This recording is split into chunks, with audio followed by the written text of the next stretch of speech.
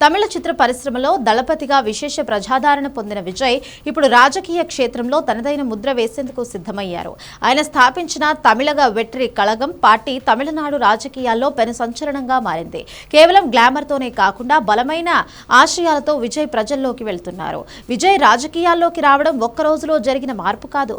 2009లోనే దాదాపు 85,000 ఫ్యాన్స్ క్లబ్ను ఏకం చేసి విజయ్ మక్కల్ ఇయక్కం అనే సామాజిక సేవా సంస్థను స్థాపించారు. 2011 ఎన్నికల్లో ఈ సంస్థ అన్నా డిఎంకే కూటమికి మద్దతు ఇవ్వడం ద్వారా విజయ్ తొలిసారిగా తన రాజకీయ ఆంక్షను బయటపెట్టారు. 2020లో ఈ సంస్థను రాజకీయ పార్టీగా మార్చే ప్రయత్నాలు తండ్రి ఎస్ఏ చంద్రశేఖర్ ద్వారా జరిగిన విజయ్ అప్పట్లో వాటిని తోసిపుచ్చారు. చివరకు ఫిబ్రవరి 2024లో తమిళగ వెట్రి కళగంను అధికారికంగా ప్రకటించి రాజకీయాలే తన పూర్తి జీవితమని స్పష్టం చేశారు.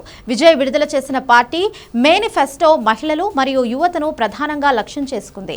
యువతకు ఉన్నత విద్య కోసం 25 లక్షల వరకు విద్యా రుణాలు, మహిళా సంక్షేమం కోసం మహిళకు నెలకు 2,500 రూపాయల ఆర్థిక సహాయం మరియు ఏడాదికి 6 ఉచిత గ్యాస్ సిలిండర్లు, సామాజిక భద్రత కోసం పేదింటి ఆడపిల్లల పెళ్లి కానుకగా 8 గ్రాముల బంగారం, రైతు మరియు మత్స్యకారుల కోసం డీజిల్ పై సబ్సిడీ, బీమా సౌకర్యం మరియు ప్రత్యేక రిలీఫ్ ఫండ్స్, కులగణనపై స్పష్టమైన హామీ ఇవ్వడంతో పాటు డిఎంకే అవినీతి పాలనను ఎండగట్టడమే విజయంలో కీలక పాత్ర పోషించింది. విజయ్ ప్రయాణం అపురూపంగా సాగిన వివాదాలు కూడా ఆయనను చుట్టుముట్టాయి. గతేడాది సెప్టెంబర్లో కరూర్ ర్యాలీలో జరిగిన తొక్కిసలాటలో 41 మంది మృతి చెందడం ఆయనకు ఒక చేదు జ్ఞాపకంగా మిగిలింది. వ్యక్తిగత జీవితంలో భార్య సంగీత నుంచి విడాకుల వ్యవహారం కూడా రాజకీయ ప్రత్యర్థులకు ఆయుధంగా మారింది.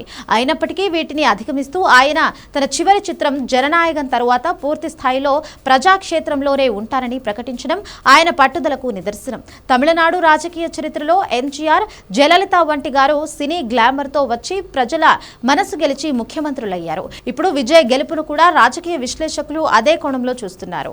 జెన్జీ యువతలో విజయ్కి ఉన్న తిరుగులేని ఫాలోయింగ్ ఆయనకు పెద్ద అసెట్.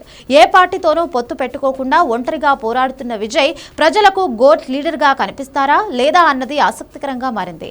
సినిమాల్లో విలన్లను ఓడించినట్లుగా రాజకీయ క్షేత్రంలో వ్యవస్థీకృత అవినీతిని, వారసత్వ రాజకీయాలను విజయ్ ఢీకొట్టగలరా? కాలమే సమాధానం చెప్పాలి. కానీ ఆయన తెగువ మరియు ప్రజాకర్షణ చూస్తుంటే తమిళనాడు రాజకీయాల్లో ఒక సరికొత్త అధ్యాయం మొదలైందని మాత్రం స్పష్టంగా తెలుస్తోంది.